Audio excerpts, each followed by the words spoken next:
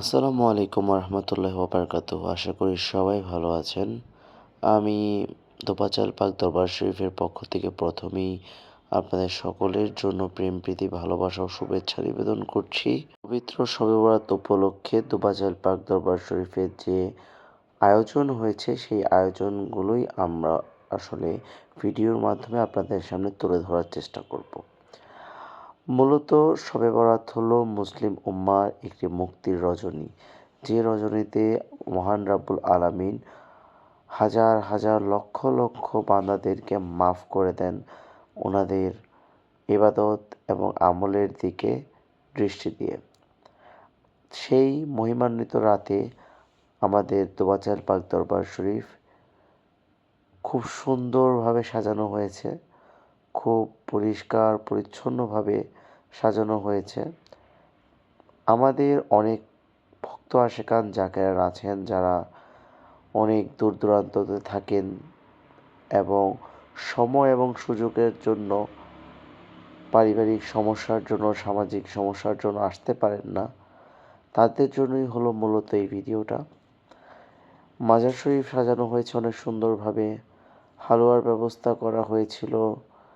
তারপর হলো এখানে হলো খিচুড়ি রান্না করা হবে, যে তবারক আছে আমাদের, সেই তবারকের প্রিপারেশন চলছিল। এই যে দেখতেই পাচ্ছেন আপনারা যে এখানে তবারক রান্না করার প্রিপারেশন চলছে। তারপর হলো আমরা কিছু শ্যামা মাহফিলে ছিলাম, যেই শ্যামা মাহফিলের মাধ্যমে মনের কলুষতা দূর হয়, যে শ্যামা মাহফিলের মাধ্যমে মানুষ নিজেকে চিনতে পারে, যে শ্যামা মাহফিলের মাধ্যমে মানুষ মোহ থেকে বের হইতে পারে। তো একটু আপনাদের শোনার জন্য আবেদন জানাচ্ছি।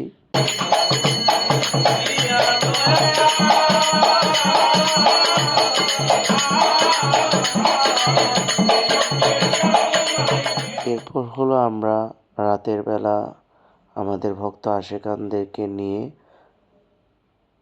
তবারক গ্রহণ করলাম। এরপর হলো মিলাদ মাহফিল হয়েছে, মোনাজাত হয়েছে। এখানে অনেক মানুষ সম্পৃক্ত ছিল, এখানে অনেক মানুষ অংশগ্রহণ করেছে। ভক্ত আশেকানকে নিয়ে গল্লা হে আল্লাহ পাক পরওয়ারদিগার রব্বুল আলামিন গণ্যমান্য মুরব্বিদেরকে নিয়ে গল্লা হে আল্লাহ পাক পরওয়ারদিগার রব্বুল আলামিন অত্র ইউনিয়নের বর্তমান চেয়ারম্যান সাহেবকে নিয়ে গল্লা হে আল্লাহ পাক পরওয়ারদিগার। মিলাদ মাহফিল ও জিকির আজকার সহ মোনাজাতের পর এখানে যে তবারকটা দেয়া হচ্ছে, এটাকে আমাদের এলাকায় আমিত্তি বলা হয়। এরপর হলো আমরা নামাজ আদায়ের পর এশার নামাজ এবং যে নফল নামাজ আছে শবে বরাতের, সেই নামাজ আদায়ের পর বিভিন্ন রকমের ইবাদত বন্দেগীর পর আমরা হলো আমাদের মূল যে তবারক তা বিতরণ করছি। সবাই দেখতেই পাচ্ছেন যে দূর দূরান্ত থেকে অনেক ছোট ছোট মাসুম বাচ্চারা এখানে আনন্দের সহিত উপস্থিত হয়েছে এবং তার তবারক গ্রহণ করছে, দোপাচাল পাক দরবার শরীফের তবারক। এবং অনেক বয়োজ্যেষ্ঠ বাবারা, আমার সহযোদ্ধা ভাইয়েরা উপস্থিত হয়েছে দোপাচাল পাক দরবার শরীফে।